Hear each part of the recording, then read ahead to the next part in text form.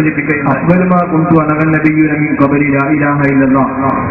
എന്ന ലാ ഇലാഹ ഇല്ലല്ലാഹ് എന്ന ദിക്റാണ് ദിക്റുകളുടെ കൂട്ടത്തിൽ വെച്ച് ഏറ്റവും മർമ്മപ്രധാനമായ ദിക്റെങ്കിൽ കുതുബിയത്തിലുള്ള ഹാ ഹി ഹു എന്ന ദിക്റിന്റെ തെളിവുകൾ എന്താണ് എന്ന് ഉസ്താദന്മാർ പറഞ്ഞാൽ കൊള്ളാമായിരുന്നു. ചൂടെടുക്കുമ്പോൾ ആൾക്കാരെ ഹാന്ന് പറയുന്നത് കുതുബിയത്തിലാണ് പരിപാടി.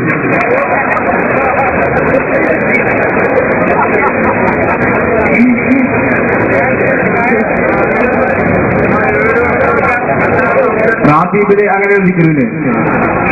അത് ശരിയാണ്, അതിനൊരു ദിക്റുണ്ട്.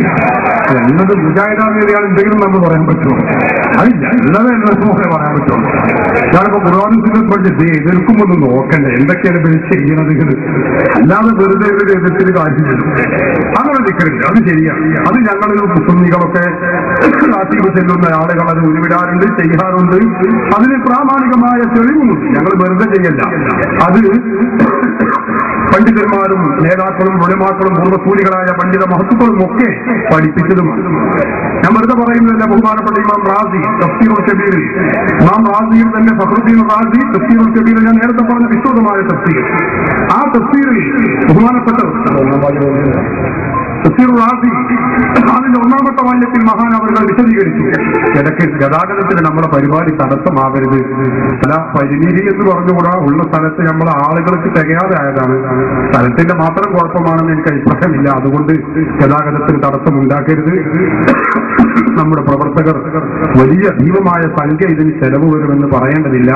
ബക്കറ്റ് പിരിവുമായി നിങ്ങളെ സമീപിക്കുന്നത് വലിയ സംഖ്യ തന്നെ നിക്ഷേപിക്കാനാണ്. എല്ലാവരും സഹായിക്കണം എന്ന് പ്രത്യേകമായി ഓർമ്മപ്പെടുത്തുകയാണ്. ഇമാം റാസി തഫ്സീറുൽ കബീറിന്റെ ഒന്നാമത്തെ വാല്യത്തിൽ മഹാനവർ വിശദീകരിക്കുന്നത് കാണാൻ കഴിയും. കണ്ടോ, ബഹുമാനപ്പെട്ടവർ ഈ അള്ളാഹുവിന്റെ ദിക്റുകളെ കുറിച്ചും ചർച്ചകളെ കുറിച്ചും ഒക്കെ വിശദമായി പറഞ്ഞ ശേഷം അവിടെ നിന്ന് പറഞ്ഞു, ഈ ചർച്ച ഞാനിവിടെ അവസാനിപ്പിക്കുകയാണ്. ഞാൻ വളരെ ശറഫാക്കപ്പെട്ട വളരെ ബഹുമതിയുള്ള ഒരു ദിക്ർ ഞാൻ പൂർവീകരുടെ ഗ്രന്ഥങ്ങളിൽ കണ്ടു. അതുകൂടി പറഞ്ഞ് ഞാൻ ഈ ചർച്ച അവസാനിപ്പിക്കട്ടെ എന്ന് പറഞ്ഞുകൊണ്ട് ഇമാം റാസി ചില ദിക്റുകൾ പഠിപ്പിച്ചു തരികയാണ്.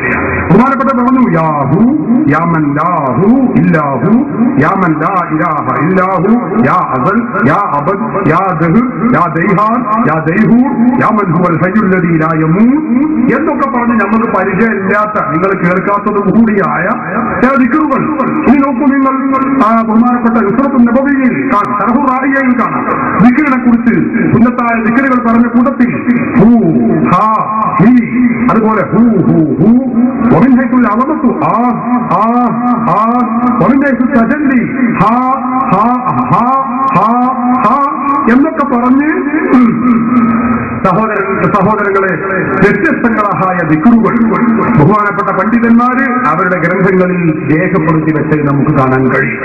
അപ്പൊ സുന്നികളിൽ കഴിയുന്നത് ഞങ്ങൾ ആരെങ്കിലും പോകറ്റെന്ന് ഉണ്ടാക്കിയ ദിക്റൊന്നല്ല.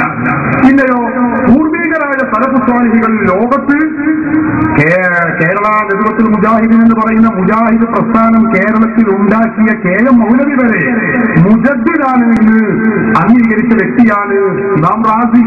നിങ്ങൾക്കിത് ചിലപ്പോൾ കഥ ഉണ്ടാവില്ല. അന്നത്തെ മുജാഹിദുകൾക്ക് ഈ പ്രസ്ഥാനം കേരളത്തിൽ ഉണ്ടാക്കിയ ആള് KM മൗലവിയാണ്. ആ KM മൗലവി തന്റെ ഖാദിയാനി ജന്മനം എന്ന പുസ്തകം എന്റെ കയ്യിലുണ്ട്. ആ പുസ്തകത്തിൽ അദ്ദേഹം പറഞ്ഞത് കാണാം, ഈ 6-ാം നൂറ്റാണ്ടിലെ മുജദ്ദിദായി ബഹുമാനപ്പെട്ട ഇമാം ഫഖ്റുദ്ദീൻ റാസി റഹിമഹുള്ളയെ പരിചയപ്പെടുത്തിയത് കാണാം. ആ റാസി ഇമാമാണ് തന്റെ വിസ്തൃതമായ തഫ്സീറുൽ കബീറിൽ ഇത് രേഖപ്പെടുത്തി വെച്ചിട്ടുള്ളത്. അപ്പൊ മഹാന്മാക്കൾ പഠിപ്പിച്ച ദിക്റനെ ഞങ്ങൾ ചെയ്യുന്നുള്ളൂ. ഞങ്ങൾ പോക്കറ്റെന്നോ ഭൂമിയിൽ കുഴിച്ചെടുത്തതോ ആയ യാതൊരു ദിക്റോ ഒരു വിവാദത്തും ഞങ്ങൾ ചെയ്യുന്നില്ല. ഇങ്ങനെ പ്രമാണങ്ങളുടെ ഭദ്രത കൊണ്ട് തന്നെയാണ് ഞങ്ങൾ ഇതൊക്കെ ചെയ്തുകൊണ്ടിരിക്കുന്നത് എന്ന് പ്രത്യേകം ഓർമ്മപ്പെടുത്തുന്നു.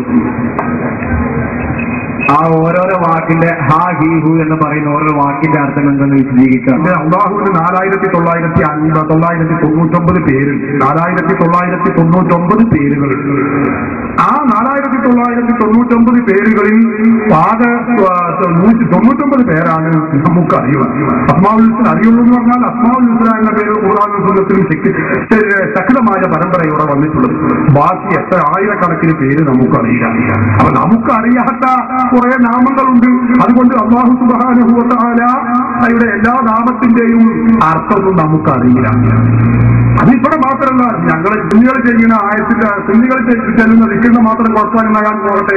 മുജാഹിദ് ഖുർആൻ സൂറത്ത് മുറുകെ പിടിക്കണമല്ലേ? ഞങ്ങൾ തുടക്കത്തിൽ മരിച്ചാൽ പറഞ്ഞ അലിഫ്ലാമീം അതിന്റെ അർത്ഥം എന്ന് വെച്ചാൽ നിങ്ങൾ